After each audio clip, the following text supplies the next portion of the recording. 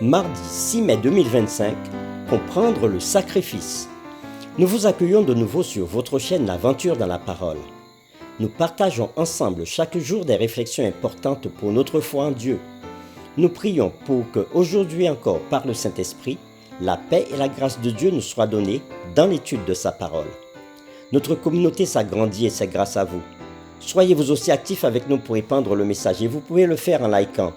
Nous vous invitons à partager le lien avec vos contacts et nous vous invitons aussi à vous abonner si ce n'est pas encore fait pour recevoir les notifications chaque jour. Et pour un confort d'écoute en continu, nous vous proposons la playlist de chaque semaine. Le texte à mémoriser de cette semaine que nous vous invitons à dire avec nous se trouve dans Apocalypse chapitre 5, le verset 9. Et il chantait un cantique nouveau en disant « Tu es digne de prendre le livre et d'en ouvrir les sceaux, car tu as été immolé et tu as racheté pour Dieu par ton sang des hommes de toute tribu, de toute langue, de tout peuple et de toute nation. » Nous vous invitons à le redire avec nous. Apocalypse chapitre 5, le verset 9.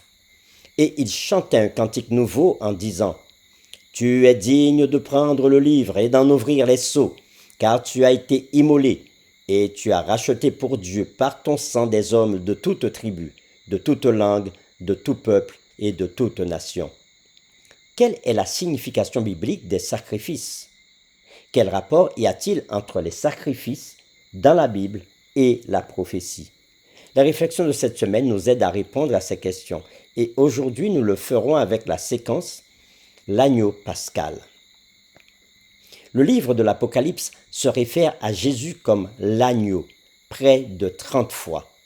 Depuis les premiers jours du plan de la rédemption, le peuple de Dieu a utilisé des agneaux comme symbole du Messie à venir. Abel offrit les premiers-nés de son troupeau, dans Genèse chapitre 4, verset 4. Et avant qu'Israël ne quitte l'Égypte pour la terre promise, ils furent instruits de racheter chaque premier-né, qu'il soit humain ou animal, avec un agneau d'1 an, dans Exode chapitre 12, verset 5. Nous vous invitons à lire Exode chapitre 12, versets 1 à 11, Ésaïe chapitre 53, versets 7 et 8, 1 Corinthiens chapitre 5, verset 7 et Apocalypse chapitre 5, verset 6. Et nous répondrons à la question suivante, que nous enseignent ces versets sur Jésus en tant que sacrifice pascal? Que signifie ce fait pour chacun d'entre nous? Nous commençons par lire Exode chapitre 12, versets 1 à 11. L'Éternel dit à Moïse et à Aaron dans le pays d'Égypte, « Ce mois-ci sera pour vous le premier des mois. Il sera pour vous le premier des mois de l'année. Parlez à toute l'assemblée d'Israël et dites, le 10e jour de ce mois, on prendra un agneau pour chaque famille, un agneau pour chaque maison. Si la maison est trop peu nombreuse pour un agneau, on le prendra avec son plus proche voisin. Selon le nombre de personnes, vous compterez pour cet agneau d'après ce que chacun peut manger. Ce sera un agneau sans défaut, mâle, âgé d'1 an. Vous pourrez prendre un agneau ou un chevreau. Vous le garderez jusqu'au 14e jour de ce mois, et toute l'assemblée d'Israël l'immolera entre les 2 soirs. On prendra de son sang, et on en mettra sur les 2 poteaux et sur le linteau de la porte des maisons où on le mangera. Cette même nuit, on en mangera la chair, rôtie au feu. On la mangera avec des pains sans levain et des herbes amères. Vous ne le mangerez point à demi-cuit ou bouilli dans l'eau, mais il sera rôti au feu avec la tête, les jambes et l'intérieur. Vous n'en laisserez rien jusqu'au matin. Et s'il en reste quelque chose le matin, vous le brûlerez au feu. Quand vous le mangerez, vous aurez les reins sains, vos souliers aux pieds et votre bâton à la main, et vous mangerez à la hâte, c'est la Pâque de l'Éternel. Nous lisons maintenant Ésaïe chapitre 53, les versets 7 à 8. Il a été maltraité et opprimé, il n'a point ouvert la bouche. Semblable à un agneau qu'on mène à la boucherie, à une brebis muette devant ceux qui l'attendent, il n'a point ouvert la bouche.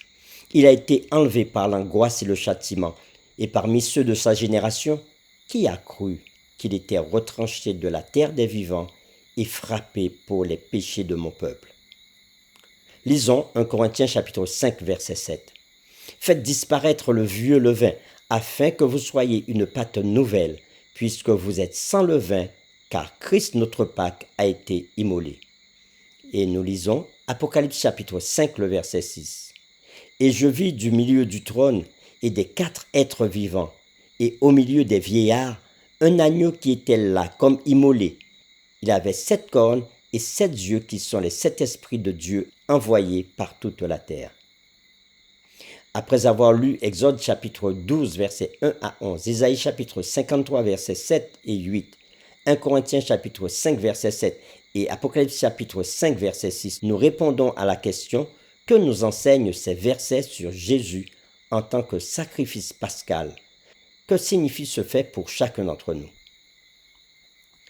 Des années après la mort et la résurrection et l'ascension de Christ, Pierre réfléchit à ce qui s'était passé. Et il écrivit, sachant que ce n'est pas par des choses périssables, par de l'argent ou de l'or, que vous avez été rachetés de la vaine manière de vivre que vous avez hérité de vos pères, mais par le précieux sang de Christ, comme un agneau sans défaut et sans tache. 1 Pierre chapitre 1er des versets 1 à 19. Jésus a vécu la seule vie humaine qui satisfaisait à la sainteté de Dieu. Le reste d'entre nous a péché, et la manière dont nous vivons nos vies pécheresses raconte littéralement des mensonges sur la nature de notre Créateur. Cependant, Jésus est devenu le dernier Adam. Là où nous avons échoué, il a mené une vie parfaite. Dans son humanité, il était tout ce que la race humaine devait être. Il reflétait parfaitement la gloire de Dieu. Celui qui m'a vu a vu le Père, dit-il à Philippe dans Jean chapitre 14, verset 9. Jésus fut crucifié pendant la Pâque, démontrant encore qu'il est l'agneau antitypique. Dans Jean chapitre 18, versets 19 et 20, Jésus dit qu'il avait parlé ouvertement de sa propre doctrine.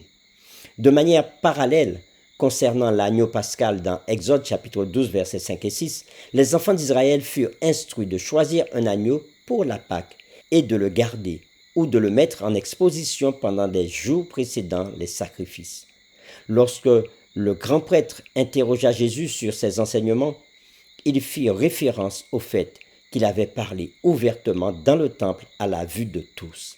Sa vie, ses œuvres, ses enseignements, tout révélait qui il était vraiment. Il est l'agneau sans défaut, l'expression la plus puissante de la justice et de la gloire de Dieu. Pour terminer, réfléchissons à cette question. Comment pouvons-nous mieux refléter le caractère parfait de Jésus dans nos propres vies? Nous vous invitons à prier avec nous. Oui Seigneur, nous voulons une fois de plus te dire merci parce que tu nous poses cette question aujourd'hui. Comment pouvons-nous manifester dans notre vie le caractère de Jésus? Oui, nous savons que Jésus était sans défaut, sans tache, comme l'agneau pascal qui était sacrifié. Et Jésus nous appelle aussi à vivre comme il a vécu. Alors Seigneur, donne-nous cette force, cette puissance, afin que nous puissions ressembler jour après jour à Jésus. Nous t'avons prié en son nom et pour sa gloire. Amen.